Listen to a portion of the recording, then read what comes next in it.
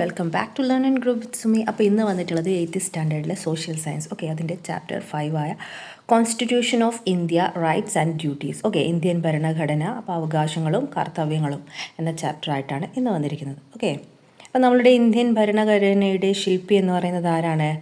നമുക്ക് എല്ലാവർക്കും അറിയാം അല്ലേ, ഡോക്ടർ BR അംബേദ്കർ. അപ്പോൾ ഇവിടെ അദ്ദേഹത്തിൻ്റെ പിക്ചർ കൊടുത്തിട്ടുണ്ട് അല്ലേ.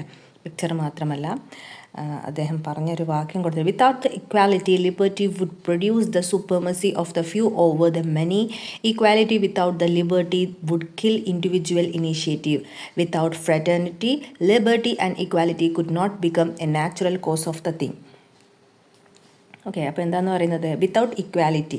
അപ്പോൾ ഇക്വാലിറ്റി ഇല്ലെങ്കിൽ എന്ന് വെച്ചാൽ സമത്വം അല്ലേ, സമത്വത്തിൻ്റെ അഭാവത്തിൽ സ്വാതന്ത്ര്യം അനേകരുടെ മേൽ ചുരുക്കം ചിലരുടെ ആധിപത്യം സൃഷ്ടിക്കും. Given here is a selected part of the speech delivered by constitutional architect Dr. B.R. Ambedkar in the Constituent Assembly on November 25, 1949. The importance of equality, freedom and fraternity is clear from these words. Okay, അപ്പോൾ ഇദ്ദേഹത്തിൻ്റെ Indian ഭരണഘടന നിർമ്മാണ സഭയിൽ നടത്തിയ പ്രസംഗത്തിൻ്റെ കുറച്ച് ഭാഗങ്ങളാണ് ഇവിടെ കൊടുത്തിരിക്കുന്നത്.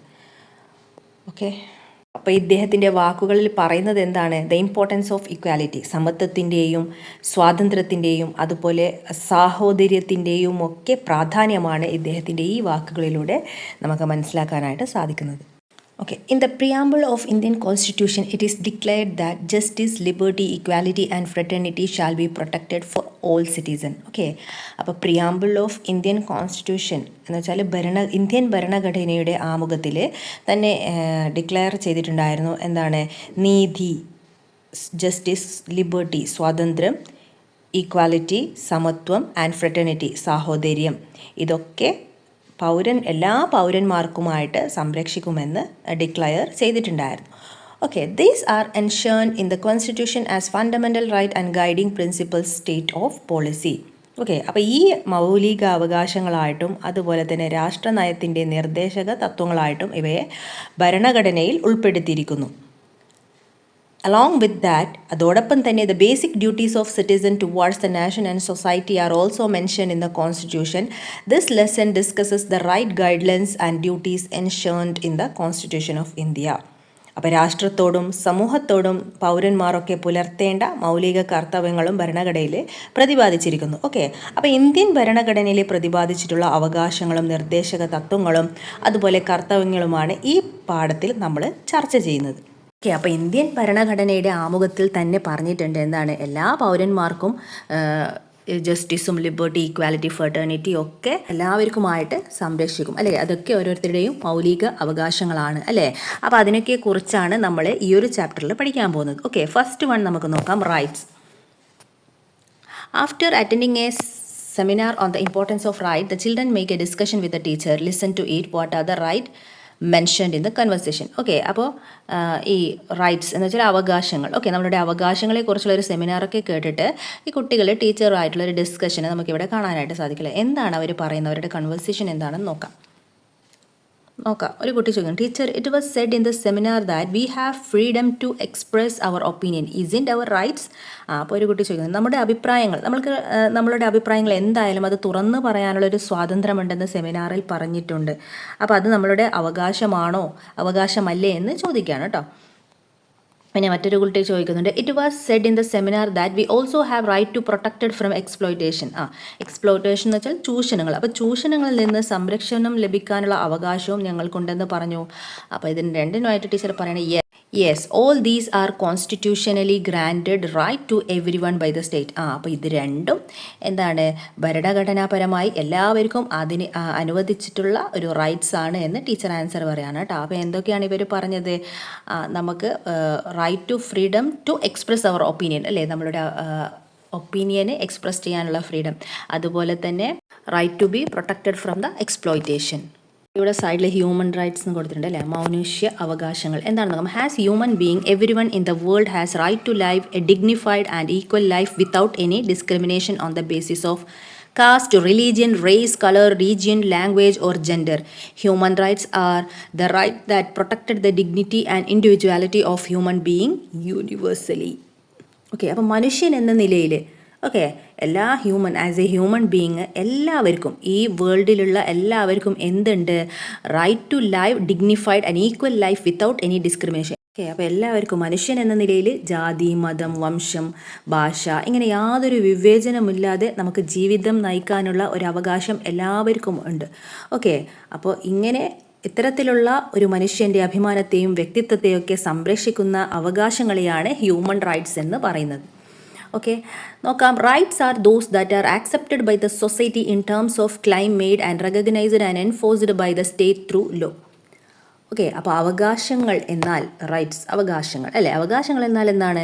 ഉന്നയിക്കപ്പെടുന്ന അവകാശങ്ങളിൽ സമൂഹം സ്വീകരിക്കുകയും അതുപോലെ തന്നെ നമ്മുടെ രാഷ്ട്രം നിയമം വഴി അംഗീകരിച്ച് നടപ്പിലാക്കുകയും ചെയ്യുന്നതിനെയാണ് നമ്മൾ റൈറ്റ്സ് എന്ന് പറയുന്നത്. Okay, it is the responsibility of the democratic system to ensure that individual have rights. Okay, അപ്പോൾ ഓരോ വ്യക്തികൾക്ക് അവകാശങ്ങളുണ്ടെന്ന് ഉറപ്പുവരുത്തേണ്ടത് ജനാധിപത്യ സംവിധാനങ്ങളുടെ ഉത്തരവാദിത്തമാണ് അല്ലേ? നമ്മുടെ ഇന്ത്യ എന്ന് പറയുന്നത് ഒരു ജനാധിപത്യ രാജ്യമാണ് അല്ലേ?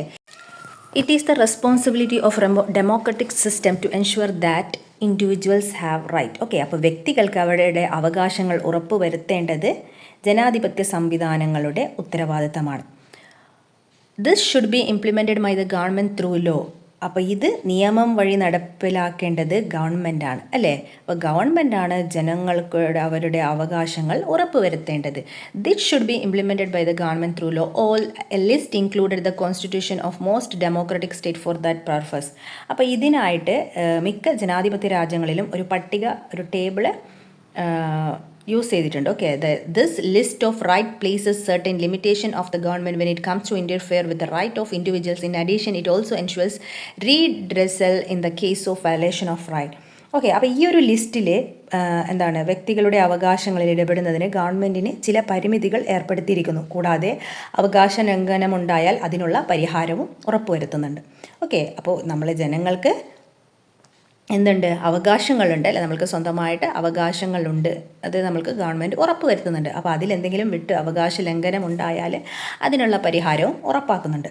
അപ്പോൾ നമുക്ക് നോക്കാം. ഫണ്ടമെൻ്റൽ റൈറ്റ്സ്, മൗലിക അവകാശങ്ങൾ. There are certain fundamental rights that are internationally recognised as human rights and that are essentially to dignity, liberty and survival of the citizen in the democratic system. Okay, അപ്പോൾ internationally fundamental rights are such rights recognized, protected and enforced by the state. In the constitution of various countries in the world, some important rights have been included as fundamental rights based on the specific condition of each country. Some important event in human history led to concept of fundamental rights. Look at the flow chart given below.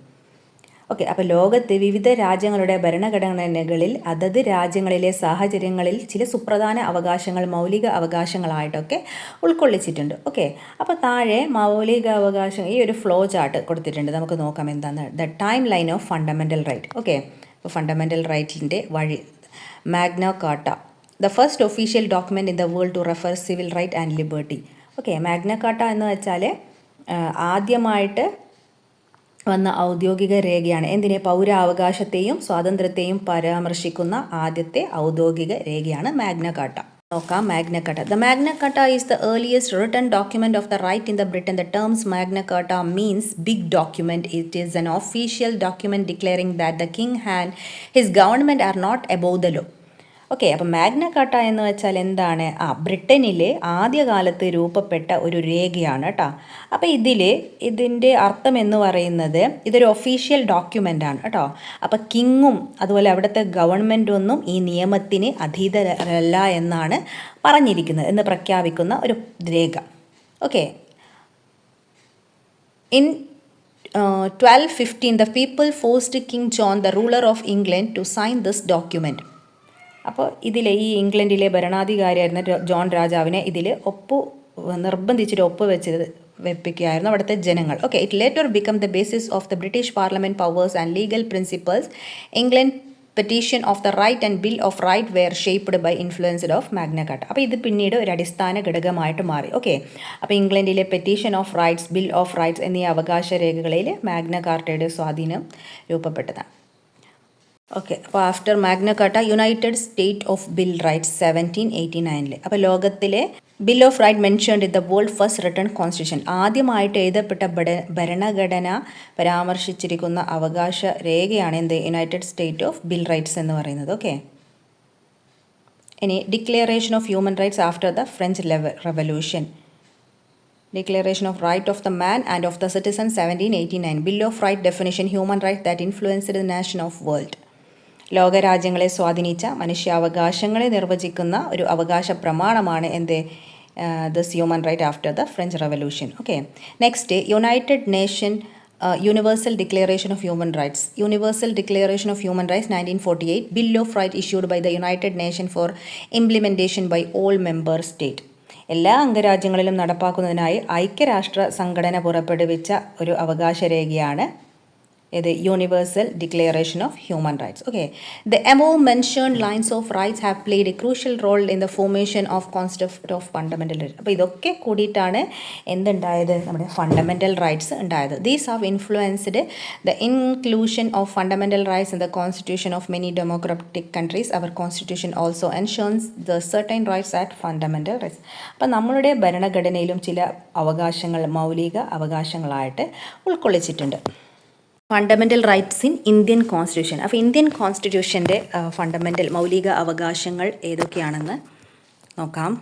There are several factors that influenced the framers. The constitution include fundamental rights in the constitution of India. Okay. അപ്പോൾ Indian ഭരണഘടനയിലെ മൗലികാവകാശങ്ങൾ ഉൾപ്പെടുത്തുന്നതിൽ ഭരണഘടനാ നിർമ്മാതാക്കളെ സ്വാധീനിച്ച പല ഘടകങ്ങളും ഉണ്ടായിട്ടുണ്ട്.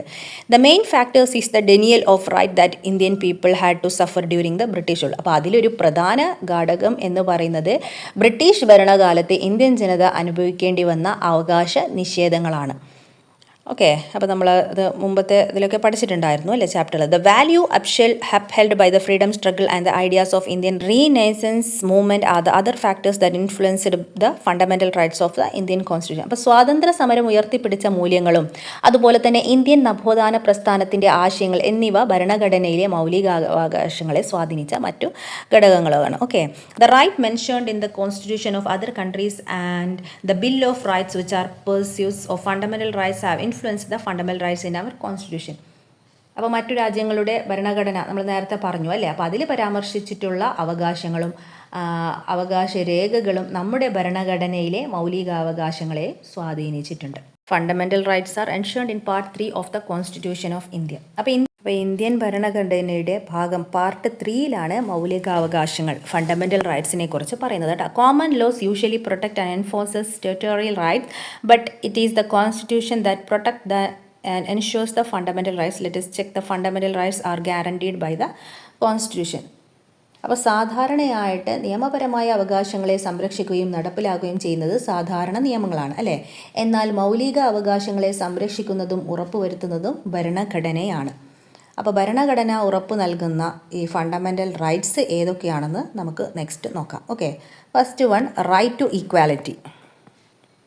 പിന്നെ വരുന്നത് റൈറ്റ് ടു ഫ്രീഡം, പിന്നെ റൈറ്റ് ടു എഡ്യൂക്കേഷൻ, പിന്നെ right to against exploitation, right to freedom of religion, then cultural and educational right. Okay. അപ്പോൾ ഇതിനെക്കുറിച്ചൊക്കെ നമുക്ക് നെക്സ്റ്റ് ക്ലാസ്സിൽ പഠിക്കാം. ഓക്കെ. അപ്പോൾ വീണ്ടും കാണാം ഇതിൻ്റെ ബാക്കി ഭാഗമായിട്ട്. Till then bye. Thanks for watching.